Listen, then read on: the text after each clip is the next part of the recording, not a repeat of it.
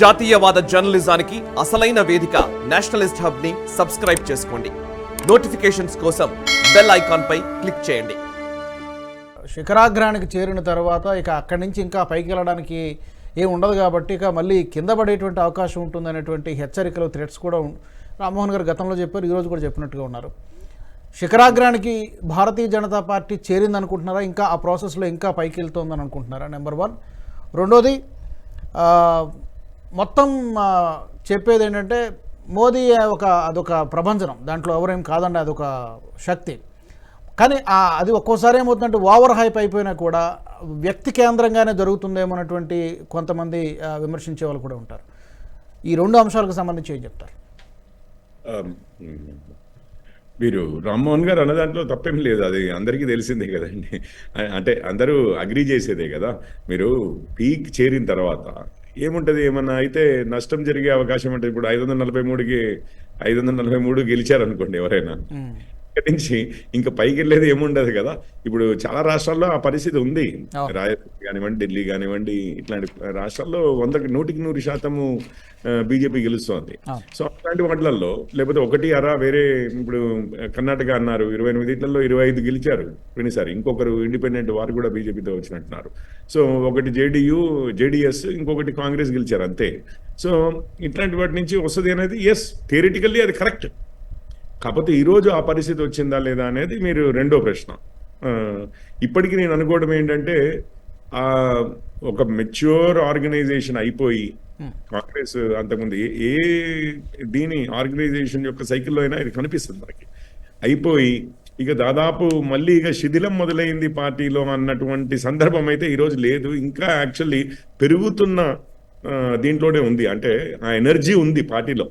And ఆ రోజుకి reinvent చేసుకోవడమే కానివ్వండి, ఇది కానివ్వండి, ఆ ఎనర్జీ కనిపిస్తుంది. నేను ఇంతకుముందు మొదట్లో చెప్పినట్లుగానే దాని తర్వాత అయినా చెప్పాను. ఇప్పుడు డెవలప్మెంట్ విషయంలో తీసుకున్నా, లేకపోతే నేషనలిజం విషయంలో తీసుకున్నా, లేకపోతే ఇంక్లూజివ్నెస్ విషయంలో అందరినీ కలుపుకొని పోవడం అనే విషయంలో తీసుకున్నా కూడా ఇంకా చాలా ఉంది పని. 2047 వరకు వికసిత్ భారత్ అంటున్నాము.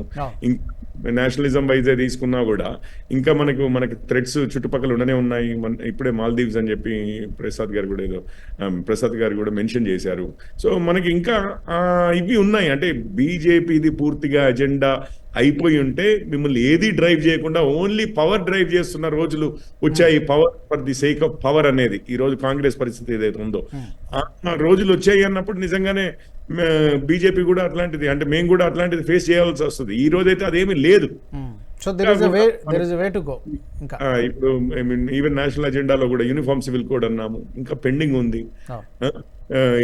ఇదే ఉంది.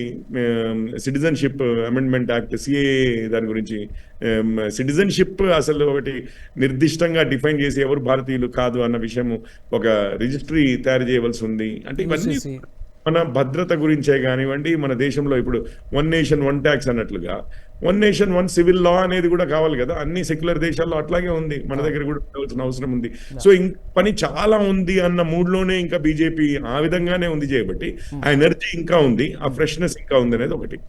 ఇక మూడోది ఏంటి అంటే, మరి పార్టీ నెక్స్ట్ ఇక సౌత్ మనకి రీజన్ వైజ్ తీసుకున్నా కానీ ఇంకా చాలా రాష్ట్రాల్లో రావవలసింది ఉంది.